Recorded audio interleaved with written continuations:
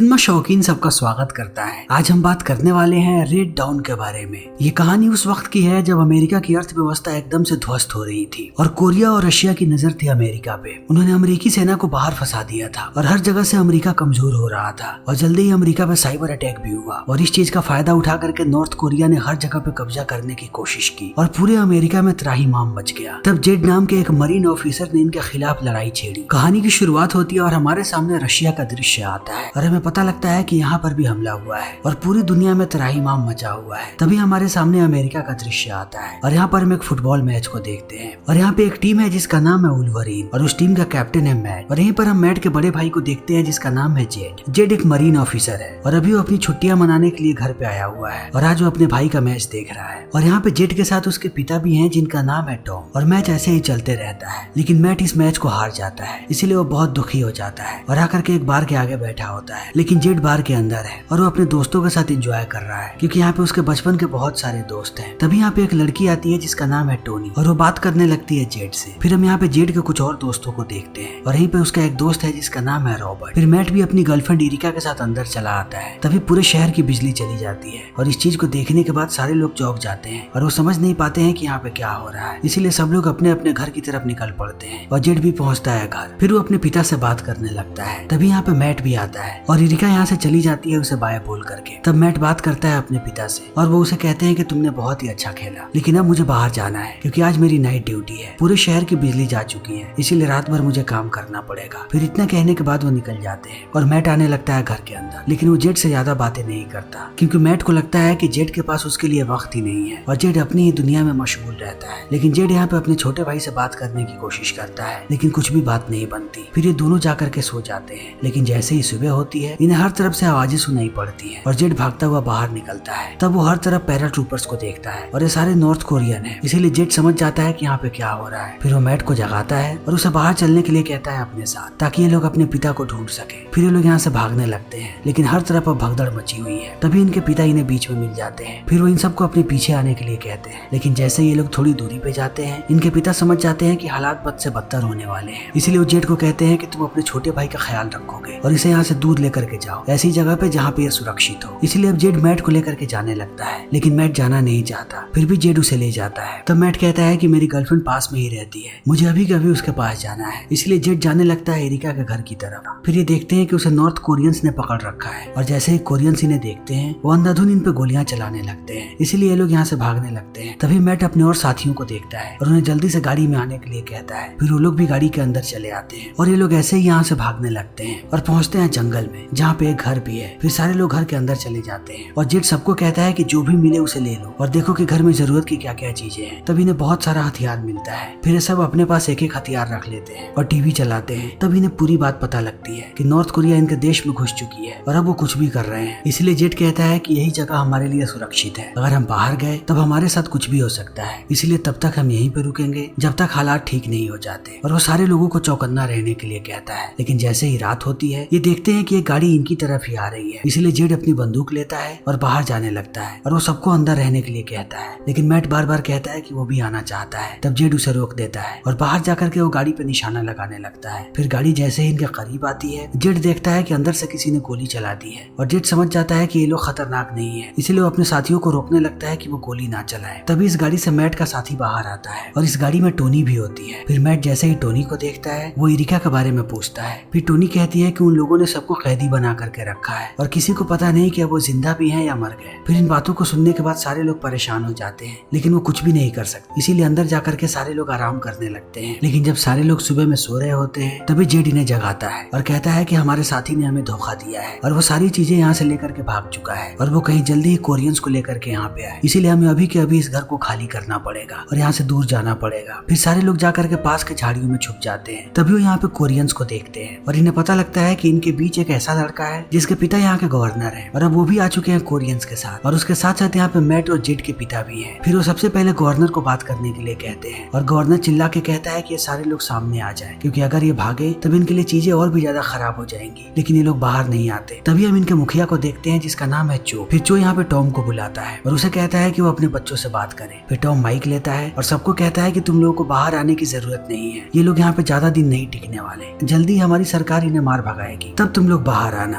फिर इस बात को सुनने के बाद चो गुस्सा हो जाता है और वो टॉम को गोली मार देता है। तब इस चीज को देखने के बाद मैट चिल्लाने वाला होता है, लेकिन जेड उसका मुंह दबा देता है और उसे शांत रहने के लिए कहता है और बताता है कि हमारे पिता चाहते थे कि हम सुरक्षित रहें, लेकिन अगर अभी हमने कुछ भी किया तो वो हमें मार गिराएंगे। तुम शांत रहो, हम अपने पिता का बदला जरूर लेंगे। फिर धीरे धीरे यहाँ से कोरियंस जाने लगते हैं और जैसे ही ये लोग जाते हैं जेड सबको कहता है कि बहुत हो गया छुपना छुपाना, अब हम और छुप के नहीं रहेंगे, अब हमें उनका मुकाबला करना है, हम एक एक करके सबको मार देंगे। इसीलिए अब तुम लोग बताओ कि क्या तुम लोग लड़ना चाहते हो। तब सारे लोग हामी भरते हैं। फिर जेड कहता है कि मैं तुम सबको ट्रेनिंग दूंगा कि कैसे उनका खात्मा करना है। इसीलिए वो सबको ट्रेनिंग देने लगता है। ये लोग पूरे वक्त ट्रेनिंग करते हैं और बीच बीच में शहर में घूमते हैं ताकि ये अपनी प्लानिंग कर सके। और थोड़े समय के बाद इन्हें एहसास होता है कि इनकी ट्रेनिंग अब पूरी हो चुकी है। इसीलिए जेड कहता है कि अब हमें अच्छे हथियार की जरूरत है, क्योंकि अगर हमारे पास हथियार होगा तभी हम उनका मुकाबला कर पाएंगे। इसीलिए लोग फिर से एक प्लानिंग करते हैं और अगले दिन टोनी जाती है उनके गार्ड्स के सामने और जैसे ही वो लोग टोनी को देखते हैं वो भागने लगती है। फिर कुछ गार्ड्स उसका पीछा करने लगते हैं, लेकिन जैसे ही वो लोग खाली जगह पे आते हैं जेड अपने लोगों के साथ सामने आ जाता है और वो सबको मार देता है और ये लोग उनके हथियारों को छीन लेते हैं। लेकिन ये लोग यहाँ पे देखते हैं कि रॉबर्ट ने एक भी गोली नहीं चलाई और वो बहुत ही ज्यादा डरा हुआ है। इसीलिए अब जेड रॉबर्ट को ट्रेनिंग देता है और धीरे धीरे रॉबर्ट भी समझ जाता है कि उसे कैसे गोली चलाना है और वो भी एक अच्छा निशानेबाज बन जाता है और इनकी मुहिम ऐसे ही चलती रहती है। तब जेड कहता है कि दुनिया को हमारे बारे में पता लगना चाहिए कि हम क्या कर रहे हैं, तभी वो हमारे साथ जुड़ेंगे और हम अपने अभियान को आगे तक चला पाएंगे। इसीलिए लोग अपने ग्रुप का नाम सोचने लगते हैं। तब जेड यहाँ पे अपने ग्रुप का नाम रखता है वुल्वरीन, क्योंकि वो मैट के फुटबॉल टीम का नाम था और इस चीज को सुनने के बाद मैट भी खुश हो जाता है। तब ये लोग फिर से प्लानिंग करते हैं कि अगले दिन इन्हें एक बड़ा धमाका करना है। इसीलिए वो रॉबर्ट का स्केटबोर्ड लेते हैं और उसके नीचे बॉम्ब लगा देते हैं और उसे भेजते हैं सारे कोरियंस के पास, जहाँ पर वो सारे लोगों की चेकिंग करते हैं। और रॉबर्ट ऐसा ही करता है, वो उनके पास जाता है और जब वो उसे रुकने के लिए कहते हैं तब वो स्केटबोर्ड से नीचे कूद जाता है और स्केटबोर्ड ऐसे ही आगे चलती रहती है और तभी ये लोग ब्लास्ट कर देते हैं और यहाँ पे एक बहुत ही बड़ा धमाका होता है, जिसे देखने के बाद सारे लोग अस्त व्यस्त हो जाते हैं और बहुत सारे कोरियंस मारे भी जाते हैं। तब जेड की टीम बाहर आती है और ये लोग हर जगह पे वुल्वरीन्स लिख देते हैं। फिर धीरे धीरे इनके कारनामे के बारे में हर जगह चर्चा होने लगती है और सबको पता लगने लगता है वुल्वरीन्स के बारे में, क्योंकि ये लोग हर जगह कोरियंस को मारते हैं और हर जगह ब्लास्ट भी करते हैं। इसी बीच हम कैप्टन चो को देखते हैं और उसे भी वुल्वरीन के बारे में पता लग गया है, लेकिन वो इन्हें हल्के में लेता है और जाता है अपने हेडक्वार्टर। लेकिन वो अंदर दाखिल होने ही वाला होता है तभी उसके साथी उसे बाहर बुलाते हैं और कहते हैं कि हाई कमांड से कॉल है। फिर वो कॉल उठाने जाता है तभी इनका पूरा का पूरा हेडक्वार्टर ब्लास्ट हो जाता है और इस चीज को देखने के बाद चो को पहली बार समझ में आता है कि वुल्वरीन्स कितने खतरनाक हैं, क्योंकि ये ब्लास्ट भी वुल्वरीन्स ने किया है। इसीलिए चो को समझ में आ जाता है कि इसे जल्दी उनका खात्मा करना पड़ेगा, वरना वो ऐसे ही परेशान करते रहेंगे। तभी हम इनकी पूरी टीम को देखते हैं और ये सारे लोग खुश लग रहे हैं क्योंकि ये अपने साथियों का बदला ले रहे हैं। इसीलिए सब अपनी अपनी जिंदगी की बातें बताते हैं कि उनके लिए खुशी का मतलब क्या है और एक एक करके सब लोग अपनी अपनी बातें बता रहे होते हैं। लेकिन जैसे ही मैट की बारी आती है वो भावुक हो जाता है और कहता है कि वो इरिका को बहुत याद करता है और उसके लिए खुशी का मतलब सिर्फ और सिर्फ इरिका ही थी। इसीलिए मैट बहुत भावुक हो जाता है और वो यहाँ से बाहर निकल जाता है और वो अपने आप को नहीं रोक पाता। इसीलिए वो निकल पड़ता है इरिका की तलाश में और वो उस जगह पे जाता है जहाँ पे सारे कैदियों को रखा जाता है और वहाँ जाकर के वो हर तरफ इरिका को ढूंढने लगता है। तभी थोड़े समय के बाद उसे इरिका नजर आती है। फिर वो अपने फोन में उसकी वीडियो बना लेता है, लेकिन वो जैसे ही वापस आता है जेड उसे पकड़ लेता है और कहता है कि तुम ऐसे बाहर क्यों निकले थे, तुम्हारे साथ कुछ भी हो सकता था और कुछ लोग कहीं तुम्हारा पीछा भी कर सकते थे, तुम्हारी लापरवाही के कारण हमारी पूरी की पूरी टीम खत्म हो जाती। तब इन बातों को सुनने के बाद मैट भी गुस्सा हो जाता है और वो कहता है कि मैं इरिका को ढूंढने गया था और मैंने उसे ढूंढ लिया है। और इतना कहने के बाद वो अपना फोन दिखाता है जेड को। तब जेड भी चुप हो जाता है और अंदर जाकर के प्लानिंग करने लगता है कि जल्दी ही कोरियंस के हाई कमांडिंग ऑफिसर भी यहाँ पर आ रहे हैं और कल उनकी बहुत बड़ी मीटिंग है और यही मौका है जब हम उन्हें दिखा सकते हैं कि हम चुप नहीं बैठेंगे और एक टीम उनके खिलाफ खड़ी हो चुकी है। इसीलिए अगले दिन सारे लोग निकल पड़ते हैं। तब हम सारे हाई कमांडिंग ऑफिसर्स को देखते हैं और ये सारे लोग यहाँ पे आ चुके हैं, लेकिन इनके साथ कुछ रशियंस भी हैं, जिन्हें देख करके जेड समझ जाता है कि आखिर इनकी मदद किसने की है और कोरियंस यहाँ तक कैसे घुस पाए हैं। तभी हम मैट को नीचे देखते हैं और मैट यहाँ पे एक ब्लास्ट करने वाला है। जब जेड उसे इशारा करेगा तब उसे यहाँ पे एक ब्लास्ट करना है, क्योंकि रिमोट उसी के हाथ में है। तभी मैट की नजर पड़ती है एक बस पे जिसमें कैदियों को लेकर के जाया जा रहा है और वो यहाँ पे इरिका को देख लेता है। इसीलिए वो वक्त से पहले ही ब्लास्ट कर देता है और हर तरफ अफरा तफरी मच जाती है और सारे लोग भागने लगते हैं। तब मैट भागता हुआ जाता है उस बस की तरफ और वो बस के अंदर घुस जाता है इरिका को निकालने के लिए। लेकिन अभी लोग देखते हैं कि उस बस की तरफ बहुत सारे कोरियंस जा रहे हैं। इसीलिए इनका एक साथी जाता है मैट को बचाने के लिए, लेकिन वो कोरियंस उसे उड़ा देते हैं और वहीं पर उस आदमी की मृत्यु हो जाती है। तब इस चीज को देखने के बाद जेड मिशन को अबॉर्ट कर देता है और वो सबको यहाँ से भागने के लिए कहता है। इसीलिए सारे लोग आम जनता के साथ घुल मिल जाते हैं और यहाँ से भागने लगते हैं। लेकिन मैट पर अभी भी नजर है कोरियंस की, क्योंकि उसके साथ एक कैदी है, इसीलिए वो उसका पीछा करने लगते हैं। ये लोग भागते जाते हैं और वो लोग इनका पीछा करते जाते हैं। तब ये लोग एक दुकान के अंदर घुस जाते हैं और अंदर घुसने के बाद अपने कपड़े कपड़े बदलते हैं और बाहर निकल जाते हैं। तब कोरियंस भी इनका पीछा छोड़ देते हैं। लेकिन अब जेड बहुत ही ज्यादा गुस्से में है क्योंकि उसने अपने साथी को खोया है और उसके साथ साथ वो घायल भी है और यहाँ पर उसके घाव पे स्टिचेस लगाए जा रहे हैं। तभी यहाँ पे मैट आ जाता है। तब जेड उसके सामने आता है और कहता है कि तुम्हें पता भी है कि तुम्हारी लापरवाही की वजह से आज क्या हुआ है। हमने आज अपने एक साथी को खो दिया है, वो भी सिर्फ तुम्हारी वजह से। फिर जैसे ही यहाँ पे मैट को पता लगता है कि उसके साथी की मौत हो चुकी है, वो बहुत ही ज्यादा निराश हो जाता है और इरिका को छोड़ करके यहाँ से चला जाता है। तब जेड फिर से प्लानिंग करता है और कहता है कि कल बहुत सारे मासूम लोगों को ये लोग मारने वाले हैं, इसीलिए हमारा वहाँ जाना जरूरी है। फिर सारे लोग तैयार हो जाते हैं और अब इरिका भी इनके साथ जाने के लिए तैयार है। फिर अगले दिन ये लोग बिल्डिंग के पास पहुंचते हैं और सारे लोग अपनी पोजीशन ले लेते हैं। तभी हम बहुत सारे मासूम लोगों को देखते हैं और कोरियंस उन्हें मारने ही वाले होते हैं। तभी ऐन वक्त पे ये लोग गोलियां चलाने लगते हैं और यहाँ पे सबसे ज्यादा गोलियां रॉबर्ट चलाता है और वो बहुत सारे लोगों को मारता है। और जैसे ही वो सारे गार्ड्स को मारते हैं, ये सारे लोग वुल्वरीन्स का नाम चिल्लाने लगते हैं। फिर यहाँ के सारे लोग भी वुल्वरीन्स का नाम चिल्लाते हैं और कहते हैं कि वो भी इनके गिरोह में शामिल होना चाहते हैं। और इस चीज को देखने के बाद इन्हें बहुत खुशी होती है और ये लोग वापस आने लगते हैं। तब इरिका बात करती है जेड से और कहती है कि शायद मैट बहुत ही ज्यादा उदास है क्योंकि पिछले 2 दिन से उसे किसी ने भी नहीं देखा है, इसीलिए मैं चाहती हूँ कि तुम उसे ढूंढो। तभी हम चो को देखते हैं और उसके सीनियर उसे डांट रहे हैं और कहते हैं कि कौन है ये वुल्वरीन ग्रुप जिसने हमारे नाक में दम कर रखा है और तुम तब से हाथ पे हाथ धर के बैठे हो। अगर जल्दी से तुमने उनका खात्मा नहीं किया तब हमें तुम्हारे खिलाफ एक्शन लेना पड़ेगा। तब चो कहता है कि मुझे उनके बारे में पता लग गया है और मैं कल उनका खात्मा कर दूंगा। तभी जेड पहुंचता है मैट के पास और उससे बात करने की कोशिश करता है और उसे ले आता है अपने कैंप में वापस। तब मैट मिलता है इरिका से और जेड बाहर होता है। तभी यहाँ पे कोरियंस हमला कर देते हैं और वो हर तरफ बॉम्ब फोड़ने लगते हैं। तब जेड भागता हुआ घर के अंदर आता है और वो सबको पीछे से भागने के लिए कहता है। लेकिन जब तक ये लोग यहाँ से भागते हैं तब तक इनके 2 साथियों की मौत हो जाती है, जिससे ये लोग बहुत ही ज्यादा निराश होते हैं और ऐसे ही भागते रहते हैं। तब कोरियंस अंदर आते हैं और वो कॉल करके चो को सारी बातें बताते हैं। लेकिन जैसे ही चो को पता लगता है कि सिर्फ 2 लोग मारे गए हैं, तब वो फिर से आग बबूला हो जाता है और कहता है कि उन्हें ऐसे ही ढूंढते रहो। लेकिन ये लोग अब तक बहुत दूर भाग चुके हैं और जंगल में जाकर के रुके हुए हैं। तभी इनके सामने अमेरिकी सिपाही आते हैं और यहीं पर हम देखते हैं सार्जेंट एंड्रू टेनर, इसे सारे लोग एंडी कह के बुलाते हैं। और अब एंडी बात करता है जेड से और उसे बताता है कि उसे उसकी मदद चाहिए। फिर वो पूरी बात बताता है और कहता है कि कैप्टन चो के पास एक सूटकेस है और उस सूटकेस के अंदर रेडियो टेलीफोन है और अगर वो डिवाइस हमारे हाथ लग जाए तब हम उनकी सारी बातें सुन पाएंगे और हमें उनके हर एक चाल की खबर होगी। इसीलिए मैं चाहता हूँ कि तुम हमारी मदद करो ताकि हम उस रेडियो टेलीफोन को हासिल कर सके। और जेड भी इस काम को करने के लिए मान जाता है। इसीलिए ये लोग फिर से योजना बनाते हैं और पहुंचते हैं इनके पुलिस स्टेशन के पास। फिर वो घर के अंदर दाखिल होते हैं और हर जगह पे बॉम्ब लगा देते हैं और अंदर चले जाते हैं उस डिवाइस को ढूंढने के लिए। तब तक एक गार्ड इन्हें देख लेता है, इसलिए वो कमरे में चला आता है। तब मैट इस गार्ड पे बंदूक तान देता है, लेकिन ये गार्ड यहाँ से भागने लगता है। तब मैट उसका पीछा करता है। तभी हम इनके सर्वर रूम को देखते हैं और यहाँ पे रॉबर्ट होता है अपने साथी के साथ। लेकिन 2 सिपाही यहाँ पर भी चले आते हैं और यहीं पे एक लड़की होती है जिसे ये लोग मारने वाले होते हैं। उससे पहले वो चिल्लाने लगती है, इसीलिए चो भी इस आवाज को सुन लेता है। फिर वो डिवाइस को लेता है और यहाँ से भागने लगता है। लेकिन इसी बीच बाहर से सिपाही गोली चलाने लगते हैं ताकि वो सबको डिस्ट्रैक्ट कर सके। तब तक मैट भी उस सिपाही को मार देता है और पहुंचता है जेड के पास और ये दोनों उस कमरे में जाते हैं जहाँ पे चो रहता है। तभी इन्हें पता लगता है कि यहाँ से डिवाइस गायब हो चुकी है। तभी जो चो को भागता हुआ देखता है, इसीलिए वो उस पर गोलियां चलाने लगता है क्योंकि उसके हाथ में डिवाइस भी है। लेकिन अब गोली चलने से चो के हाथ से डिवाइस नीचे गिर जाती है। तब मैट जाकर के डिवाइस को उठा लेता है। इसीलिए जेड अब मैट को कहता है कि तुम यहाँ से बाहर जाओ इस डिवाइस को लेकर के। तभी हम इनके एक और साथी को देखते हैं जिसे रशियंस पकड़ लेते हैं और वो उसके बॉडी के अंदर ट्रांसमीटर डाल देते हैं और उसे भागने का मौका देते हैं ताकि वो भाग जाए। तभी चो गोलियां चलाने लगता है जेड पे और जेड नीचे गिर जाता है और चो देखता है कि ये सही मौका है जब वो मार सकता है जेड को। तभी जेड को पता लगता है कि ये वही कमरा है और ये वही डेस्क है जहाँ पे उसके फादर बैठा करते थे और ये उनका ही डेस्क है। इसलिए जेड को पता है कि उन्होंने बंदूक कहाँ छुपा रखी होगी। फिर वो बंदूक बाहर निकालता है और जैसे ही चो उसके सामने आता है वो उसका काम तमाम कर देता है। तभी हम मैट को देखते हैं जो उस डिवाइस को दे देता है रॉबर्ट को और अपने भाई के पास वापस आता है और उसे उठा करके लेकर के जाने लगता है। लेकिन अभी सारे लोग बहुत ही ज्यादा घायल हो चुके हैं, इसलिए सब आराम करने लगते हैं और जेड आकर के यहाँ पे बात करता है मैट से और पहली बार ये दोनों भाई इतने करीब आए हैं, इसीलिए जेड बहुत खुश है। लेकिन वो जैसे ही उठ करके बाहर जाता है, एक सिपाही सीधा उसके सर में गोली मारता है और जेड की यहीं पे मौत हो जाती है और हर तरफ भगदड़ मच जाती है। फिर ये लोग यहाँ के सारे बॉम्ब्स को ब्लास्ट कर देते हैं और यहाँ से भागने लगते हैं। लेकिन अब अपने भाई के मौत से मैट बहुत ही ज्यादा दुखी है, इसलिए वो सबसे पूछता है कि आखिर उन लोगों को पता कैसे लगा कि हम कहाँ पे छुपे हुए हैं। तो वही आदमी सामने आता है जिसके शरीर के अंदर रशियंस ने ट्रांसमीटर डाला था और वो कहता है कि रशियंस ने मेरे अंदर कुछ तो डाला था। फिर वो भी समझ जाते हैं कि ये ट्रांसमीटर है। लेकिन इस चीज को देखने के बाद अब टोनी गुस्सा हो जाती है और कहती है कि तुमने ये पहले क्यों नहीं बताया, तुम्हारी लापरवाही की वजह से जेड की मौत हुई है। तो वो लड़का भी इस बात को समझ जाता है, इसलिए वो कहता है कि तुम लोग आगे बढ़ो, मैं यहीं पे रहूंगा ताकि वो लोग तुम्हारा पीछा ना करें। जल्दी से इस डिवाइस को लेकर के निकल जाओ। इसीलिए सारे लोग निकल जाते हैं और जाकर के मिलते पूछते हैं एंडी से। फिर एंडी डिवाइस को लेकर के जाने लगता है और इनको भी अपने साथ चलने के लिए कहता है, लेकिन मैट मना कर देता है और कहता है कि मैं इस लड़ाई को यहीं पे लड़ूंगा। और मैट के साथ उसके बाकी साथी भी रुक जाते हैं और एंडी यहाँ से डिवाइस लेकर के निकल जाता है। फिर वुल्वरीन गैंग एक एक करके सारे कोरियंस पे ऐसे ही हमला करते रहते हैं और दिन प्रतिदिन इनका ग्रुप ऐसे ही बड़ा होते जाता है और इनकी जिंदगी का एक ही मकसद होता है कि अपने देश को आजाद कराएं। और इसी के साथ ये फिल्म यहीं पे खत्म हो जाती है। तो दोस्तों, हमारी आज की ये वीडियो यहीं पे खत्म होती है। अगर आपको हमारी ये वीडियो पसंद आई हो तो इसे लाइक करें, शेयर करें और चैनल को सब्सक्राइब करें। Thank you.